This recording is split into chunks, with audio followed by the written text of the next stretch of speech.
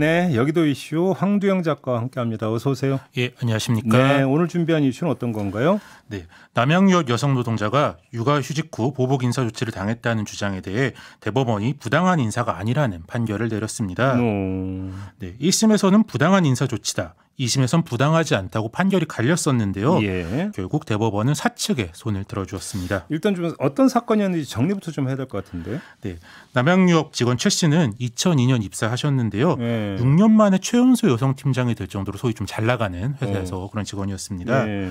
그런데 이분이 1년간 육아휴직을 마치고 돌아오자 회사는 최 씨를 홍보 팀원으로, 팀장이 아니라 팀원으로 강등하고 예, 회의에도 아예 못 들어가게 했는데요.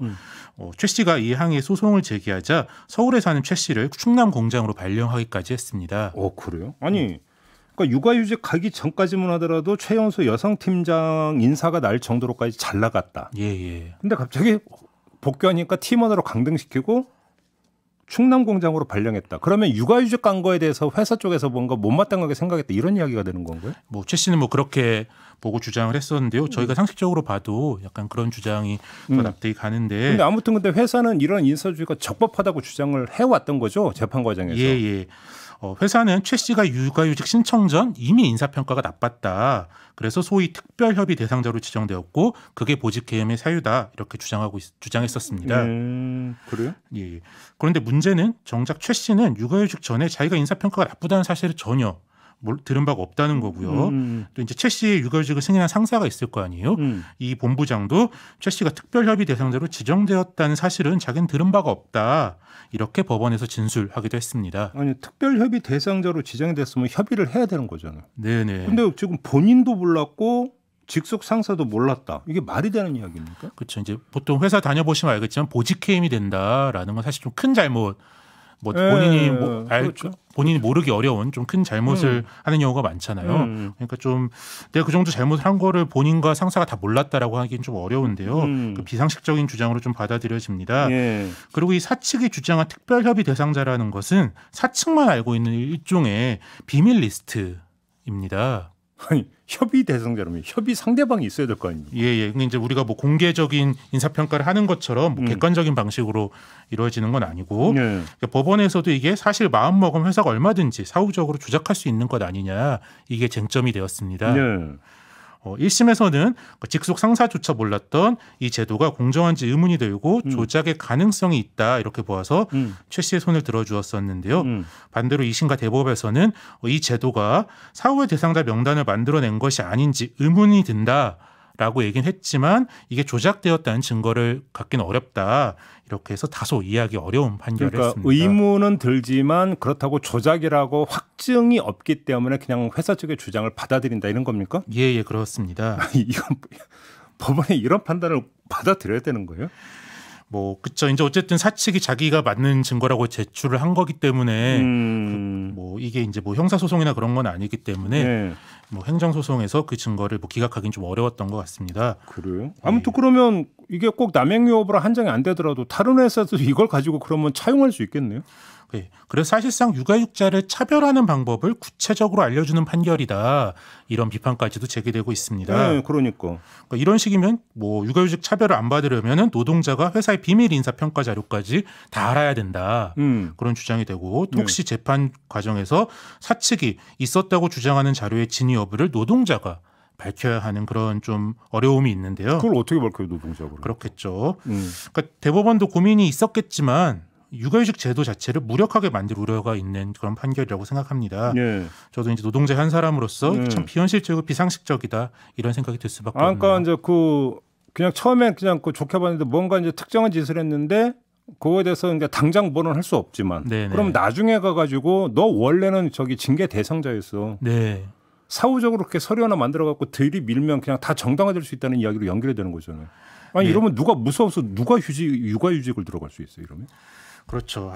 저도 이제 방송 준비하면서 어제 자료를 찾다가 남양유업 블로그에서 남양유업과 함께하는 육아팁이라면서 육아휴직 신청 방법을 알려주는 게시글이 있더라고요. 잠깐만요. 남양유업 회사에서 운영하는 예. 이제 일종의 마케팅 블로그인데 이게 남양유업이 주력 상품이 분유고 원래 분유 회사로 시작한 회사지 않습니까? 그럼요. 예, 맞아요. 예. 그러니까 아기 부모들이 이제 많이 검색을 해볼 테니까 그 대상으로 마케팅에 주력하기 위해서 그런 블로그를 운영하는 것 같은데요. 그 게시글의 마무리에 남양유업은 건강한 아기, 건강한 가정을 응원합니다. 이렇게 적혀 있어서 참 이게 마음이 복잡한 마음이 들더라고요. 그러니까 뭐 최 씨는 출산 이틀 전까지 일했고 또 출산 후 2주 만에 복귀할 정도로 성실한 직원이었습니다. 2주 만에 복귀를 했다고요? 애를 낳고 전후로 이제 거의 3주만 쉰 거죠. 산후조리도 제대로 다 못했겠는데요. 뭐 본인 말로는 그 정도로 진짜 회사를 위해 모든 걸 바쳤다.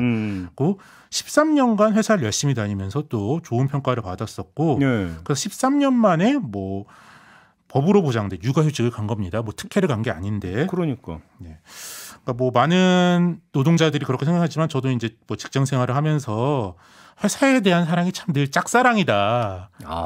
좋은 표현인데. 그렇죠.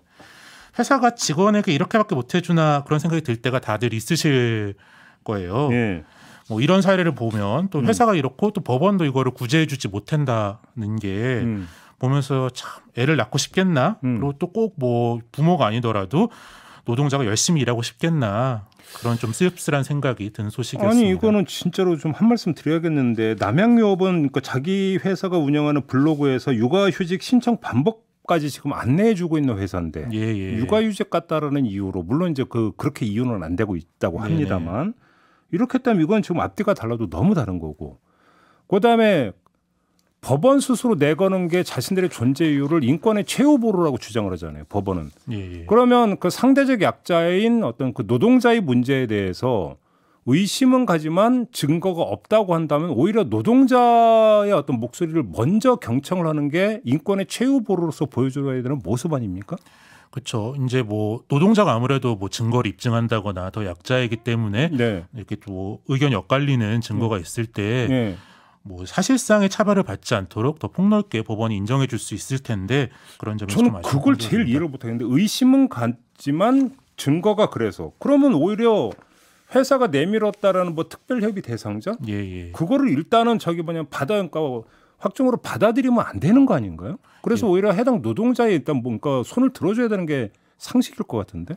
이제 뭐 1심에서 말씀드린 대로 1심에서는 그게 중요한 증거로서 작용할 수 없다라고 기각을 했기 때문에 사실 법적으로 좀 애매한 부분이 있었던 것 같은데요. 이제 뭐 2심과 대법에서 좀 더 전향적으로 봐줄 수도 있었을 것 같습니다. 그러니까 저는 지금까지 그럼 제가 착각하고 있었다는 건데 다른 건 몰라도 육아휴직 같은 경우는 이제 뭐 법으로 이게 이제 당연히 그러니까 의무화되다 보니까 이 정도는 이제는 보니까 다 이제 받아들일 거라고 생각했는데 그것도 아니라는 거고.